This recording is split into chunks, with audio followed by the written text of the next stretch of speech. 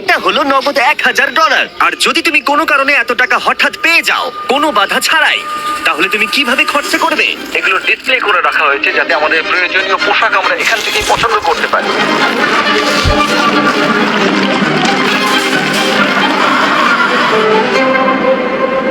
ঠিক আছে, কিন্তু উগান্ডাতে বসবাস করা কয়েক হাজার মানুষ এটাকে অন্যভাবে খরচা করবে। এখানে বসবাসকারী বেশিরভাগ মানুষের দৈনিক রোজগার $1 থেকে $2, যার মানে হলো শিক্ষা পাওয়ার জন্য, ব্যবসা শুরু করার জন্য, পর্যাপ্ত স্বাস্থ্য সেবা পাওয়ার জন্য, এমনকি বিদ্যুৎ পাওয়ার জন্য এটা একেবারেই যথেষ্ট নয়। কিন্তু আমি মনে করি এর সমাধান খুবই সহজ, এই টাকা দিলেই সমাধান হয়ে যাবে। কিন্তু এটাও ঠিক, এমন লোকদের এতগুলো টাকা একসাথে দেওয়া ঝুঁকিপূর্ণ হয়ে যাবে যারা এতগুলো টাকা এর আগে কখনো একসাথে পায়নি। তাই যখন একটা অর্গানাইজেশন এই কাজে আমাদেরকে সাহায্য করবার জন্য এগিয়ে এলো, তখন আমরা জানতাম আমাদের আরো জানবার জন্য সেখানে যেতে হবে। উগান্ডা একটি সুন্দর দেশ এবং এখানে কিছু অবিশ্বাস্য লোক থাকে, কিন্তু যখন আমি প্রথম এই প্রোগ্রামটি সম্পর্কে গিভ ডাইরেক্টলির সাথে যোগাযোগ করি, তখন আমার প্রাথমিক প্রতিক্রিয়া এটাই ছিল যে এটা একটা ভয়ানক ধারণা। আমি ভেবেছিলাম যে চরম দারিদ্র্যের মধ্যে থাকা মানুষগুলোকে যদি 1 বছরের পুরো আয় সরাসরি তাদের হাতে তুলে দেওয়া হয়, তাহলে বোধহয় দুর্যোগের মধ্যে সেটা সঠিক হবে না। গিভ ডিরেক্টলি একটা সিলেকশন প্রসেসের মধ্য দিয়ে অর্থনৈতিকভাবে সবথেকে পিছিয়ে পড়া গ্রামগুলোকে বেছে নেবে আর প্রত্যেকটা ফ্যামিলিকে সাইন আপ করাবে। তারপর তাদেরকে একটা করে মোবাইল ফোন দেওয়া হবে আর তারা একটা ইউনিক পিন নাম্বার পাবে। টাকাটা তাদের সিম কার্ডে ডাইরেক্ট ঢুকবে যাতে তারা সরাসরি লেনদেন করতে পারে, অথবা তারা পিন কোড ব্যবহার করে কাছাকাছি আউটলেটে গিয়ে মোবাইল মানি এজেন্টের কাছ থেকে ক্যাশ উইথড্র করতে পারে। এই সমস্ত পিছিয়ে পড়া সম্প্রদায়ের মানুষদের সীমিত কাজের সুযোগ তাদের পরিবারের ভরণ পোষণ অত্যন্ত কঠিন করে তুলেছে। তাদের মধ্যে একজন হলো পল। আমার স্ত্রী আর 2 সন্তান আছে। আমরা 4 জনে থাকি। আমার পরিবার দিনে একবারই খেতে পায়, আমরা একবারই খাই, রাতের বেলা, যেটা আমার কাছে খুব কষ্টকর। যদি পলের একটু বেশি অর্থ থাকতো তাহলে সে সেটাকে শুধুমাত্র ব্যবসাতেই বিনিয়োগ করতো না, বরং তার সন্তানরা এর পাশাপাশি ভালো শিক্ষার সুযোগও পেত। আমার এখন জীবনের লক্ষ্য হলো সিনিয়র ফরেস্ট সার্টিফিকেট পাওয়া। হয়তো তারপর আমার জীবনের কোনো একটা উন্নতি ঘটবে কোনোভাবে। চরম দারিদ্র্যের মধ্যে বসবাসকারী লোকেরা খুবই সীমিত। তাদের বেশিরভাগ দিন অতিবাহিত হয় ছোটখাটো কাজে এবং তারা নিজেরা এই দারিদ্র্যের চক্র থেকে বেরিয়ে আসতে পারে এটা তারা ভাবতেই পারে না। 1 বছর আগে এরকমই অবস্থা ছিল টিয়ান এবং লকুরের। তাদের বাচ্চারা স্কুল ছেড়ে দিয়েছিল আর তাদের এলাকায় কাজ খুঁজে পাওয়া অত্যন্ত কঠিন ছিল। কিন্তু গিফট ডিরেক্টরির কাছ থেকে ডোনেশন পাওয়ার পর তাদের জীবন একেবারেই বদলে যায়। তারা সেই ডোনেশন ব্যবহার করে জমি কেনে এবং নিজেরাই সেই জমিতে চাষ করতে শুরু করেছে। তারা একটা গ্রেন মিলও কিনেছে এবং তারা এখন গোটা সম্প্রদায়ের জন্য শস্য প্রক্রিয়াকরণ করে অল্প প্রফিটও করছে। তারা এখন তাদের সেই প্রফিট দিয়ে নিজেদের বাড়িতে একটি দোকান খুলতে চায়। তার সাথে লোকুরে এখন গ্রামের মধ্যে একটা রিফুয়েলিং স্টেশনও চালু করেছে। এই প্রোগ্রামটি কি করতে পারে তার জ্বলন্ত উদাহরণ এটা, কারণ এর ফলে তাদের ব্যবসা এবং অর্থনীতি দুটোরই উন্নতি হয়। তাও আমাদের সন্দেহ ছিল এই ডিরেক্ট ক্যাশ দেওয়াটা কতটা কাজে আসবে। আমরা জানতে চাইছি এতে ওদের কি কি সুবিধা হবে ওদের ট্র্যাডিশনাল সিস্টেমগুলোকে কাজে লাগিয়ে। তাই আমরা স্থানীয় গিফট ডাইরেক্টলি ফিল্ড অফিসার সিলভেস্ট্রোর সাথে দেখা করলাম। আমি এই কমিউনিটির মধ্যেই থাকি, আমি কারামোজাতে কাজ করি। আমি এখানেই জন্মেছি এবং এখানেই বড় হয়েছি। আমার ক্ষেত্রে যেটা হয়েছিল, যখন আমি বড় হচ্ছিলাম, মানে যখন আমি স্কুলে পড়ছিলাম, বিশেষত যখন আমি সেকেন্ডারি এডুকেশনের জন্য পড়ছি, আমার বাবা মায়ের কাছে অতটা টাকা ছিল না যাতে তারা আমার পড়াশোনা আরো এগিয়ে নিয়ে যেতে পারে। তাই আমাদের বাড়িটা বিক্রি করে দেয় যাতে আমি স্কুলে যেতে পারি। সেটা ছিল আমার কাছে আমার স্বপ্ন বিক্রি করে দেওয়ার মতো, আমার সবকিছু বিক্রি করে দেওয়ার মতো। এটা ছিল এক চরম দারিদ্রতা, আমাদের কাছে কোনো কিছুই ছিল না। যখন আমি গিফট ডাইরেক্টলিতে জয়েন করলাম, আমি বুঝতে পারলাম যে এটা অনেক অনেক আলাদা। আগে আমি যাদের সাথে চ্যারিটি করেছি তাদের থেকে অনেক আলাদা। গিফট ডাইরেক্টলি আমাদের ডিরেক্ট ক্যাশ দেয়, সেই ক্যাশটা আমাদের কমিউনিটির মধ্যে যায় আর সেই ক্যাশটা আমাদের কমিউনিটির বিজনেসও বাড়ায়। এই ক্যাশটার বদলেই আমরা আমাদের চাহিদা পূরণ করতে সমর্থ হই। মানুষ দারিদ্র্যের মধ্যে আটকে পড়েছে প্রচেষ্টার অভাব বা সামর্থ্যের অভাবে নয়, সুযোগের অভাবে তারা দারিদ্র্যের মধ্যে আটকে পড়েছে।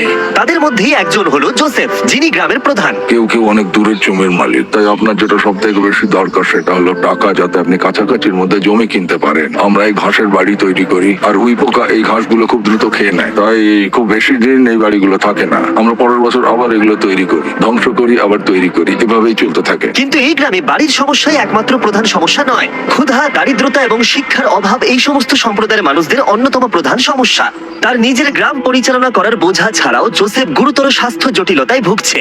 কয়েক বছর আগে তার স্ট্রোক হয়েছিল, যেটা তাকে দুর্বল করে দিয়েছে এবং তার কাছে পর্যাপ্ত অর্থ না থাকায় সে প্রয়োজনীয় ওষুধও কিনতে পারছে না। জীবনযাপন এখানে সত্যি খুব কঠিন। আমি বাঁচবো কিনা আমি জানি না, আমি সত্যিই জানি না, কারণ আমার যে রোগটা হয়েছে সেটা খুবই কঠিন।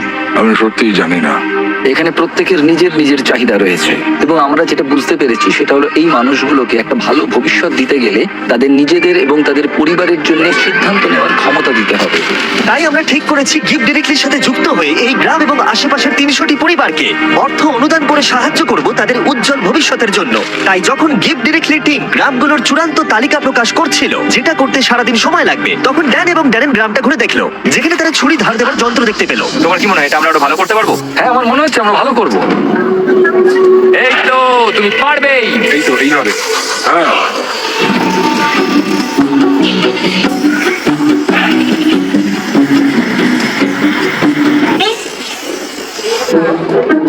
এবার এখন এগুলো টেস্ট করার সময়।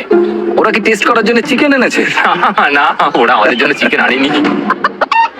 আমাদের পেছনে এখন অনেক লোক দাঁড়িয়ে আছে আর ওরা দেখবে যে সব থেকে ভালো কে ছুরি ধার দিয়েছে। যদি তোমরা ফুটেজটাকে রোল ব্যাক করে দেখো তাহলে দেখতে পাবে ড্যারেনকে একজন অ্যাসিস্ট করছে ছুরিটা ধার দেওয়ার জন্য, আর আমি পুরোটা একা একা করে গেলাম।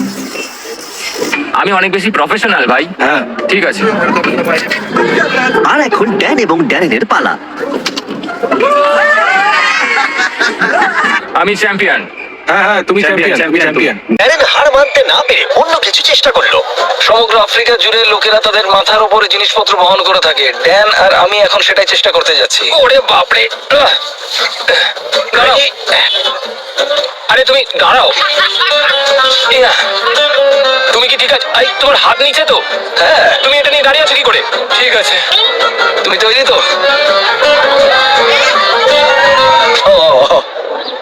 আমি জিতে গেছি। হতেই পারে না। ঠিক আছে, এইটা ড্যারেন জিতলো, কিন্তু ওর ব্যাগটা। তুমি এটা কিভাবে করছো?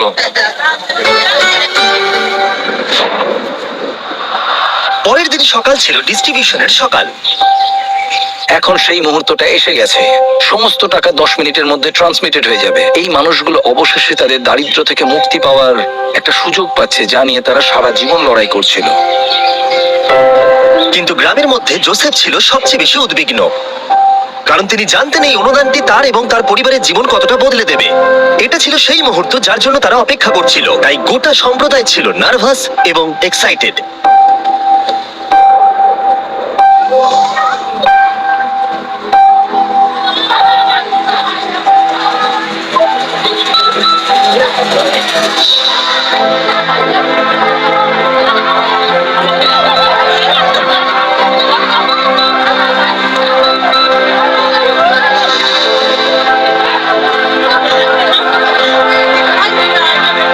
এটি অনেকগুলো মানুষের জন্য একটা সত্যি অসাধারণ মুহূর্ত। এটা শুধুমাত্র এই মানুষগুলোর জন্য নয়, বরং তাদের সন্তান এবং পরবর্তী প্রজন্মের জন্য সুযোগ।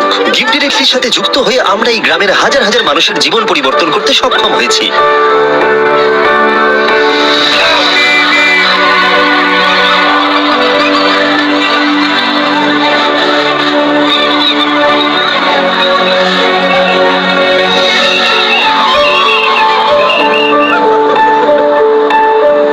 টেক্সট মেসেজ পাওয়ার পর এখন সময় তাদের টাকাগুলো উইথড্র করবার।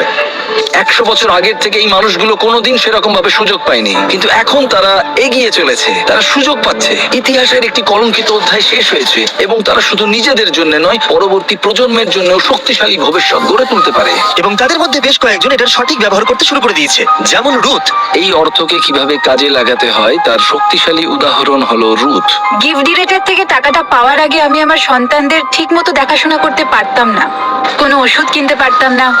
আমি একজন হাউসওয়াইফ ছিলাম, আমাদের জীবন খুব কষ্টে কাটছিল। কিন্তু প্রতিকূলতা সত্ত্বেও রুথ গিফট ডিরেক্টলির সাহায্যে তার স্বপ্নগুলো সত্যি করতে দৃঢ় প্রতিজ্ঞ ছিল। সে তার স্বপ্নগুলোকে বাস্তবে পরিণত করবার জন্য এবং তার পরিবারের সন্তানদের উজ্জ্বল ভবিষ্যৎ দেবার একটা সুযোগ পেয়েছিল। ও এখন তার ব্যবসায়িক মনোভাবকে ব্যবহার করে শুধুমাত্র নিজের উন্নতিকরণের জন্য নয়, বরং তার পুরো সম্প্রদায়ের উন্নতিকরণের জন্য। আমি এখন আমার পরিবারের সব দায়িত্ব নিতে পারছি। এখন আমাদের জীবন অনেক সহজ হয়ে গেছে, আগের মতো আমাদের আর কষ্টে দিন কাটাতে হয় না। কিন্তু রুথই একমাত্র নয় যে তার টাকাগুলোকে সঠিকভাবে ব্যবহার করতে শুরু করেছে, যেমন আউমা, যে তার গোটা জীবনকে উৎসর্গ করেছে শিক্ষার জন্য। বছরের পর বছর কঠোর পরিশ্রম করে সে তার নিজের জমি কেনবার টাকা অর্জন করতে পেরেছে এবং গিফট ডিরেক্টলির অর্থ অনুদানের সাহায্যে সে তৈরি করেছে ক্লাসরুম, টয়লেট, এমনকি 7 জন টিচারকেও সে হায়ার করেছে। বর্তমানে এই স্কুলে 200 জনেরও বেশি ছাত্রছাত্রী রয়েছে। এই অর্থ সম্প্রদায়ের একটি অত্যন্ত প্রয়োজনীয় ফার্মেসিতেও ব্যবহার করা হয়েছে। হাজার হাজার শিশুর জন্য স্কুল ফি এবং ইউনিফর্মের জন্য, এমনকি কয়েকশো পরিবারের বাড়ি তৈরিতেও ব্যবহার করা হয়েছে। এবং অর্থ কিভাবে ব্যবহার করা উচিত তার উদাহরণ হয়ে দাঁড়িয়েছে। এই মানুষগুলোকে সামান্যতম সুযোগ দেওয়া হলেই তারা সেটিকে গ্রহণ করে এবং এটি করতে তারা ঝাঁপিয়ে পড়ে। এটি তাদের কাছে এমন একটি সুযোগ যা তারা আগে কখনো পায়নি, এবং এই ঘটনাগুলো আমার জীবনে এতই ইন্সপায়ারিং এবং মোটিভেটিং ফ্যাক্টরস যা আমি কখনো এক্সপিরিয়েন্স করিনি। ট্রিপটা শেষ করার জন্য ড্যারেন আরো একটি স্কুল পরিদর্শন করলো। গিফট ডিরেক্টলির অনুদানে এক সপ্তাহের মধ্যে শিক্ষার্থীর সংখ্যা গিয়ে দাঁড়িয়েছে 650 থেকে 980, কারণ তাদের প্যারেন্টসরা এখন সক্ষম স্কুলের ফি দিতে এবং ইউনিফর্ম কিনতে। Little children, little children, obey your parents, little children. কিছুক্ষণ আগেই মেঘের আওয়াজ শোনা যাচ্ছিল। আসলে সবেমাত্র বৃষ্টি শুরু হয়েছে। বাচ্চারা গান শুরু করতেই মেঘ মুছে গেল এবং আকাশ এখন উজ্জ্বল। এটা একটা খুবই আশ্চর্যজনক অভিজ্ঞতা ছিল। গিফট ডিরেক্টলি প্রমাণ করেছে যে আমাদের প্রাথমিক ধারণা একেবারেই ভিত্তিহীন ছিল। আমাদের এরকম নতুন অনেক আইডিয়া আছে যাতে আমরা সবাই মিলে একটা সুন্দর ভবিষ্যৎ গড়ে তুলতে পারি। কিন্তু প্রয়োজন আরো অনেক, তাই আমরা গিফট ডিরেক্টলির সাথে অর্থ অনুদান দিতে মাত্র 1 মাইল দূরে আরেকটা গ্রামে গেছিলাম। সাহায্য করতে চাইলে ডোনেট বাটনে ক্লিক করুন বা giftdirectly.org/beast এ যান, যাতে আমরা আরো বেশি করে উগান্ডাবাসীদের সাহায্য করতে পারি। সাবস্ক্রাইব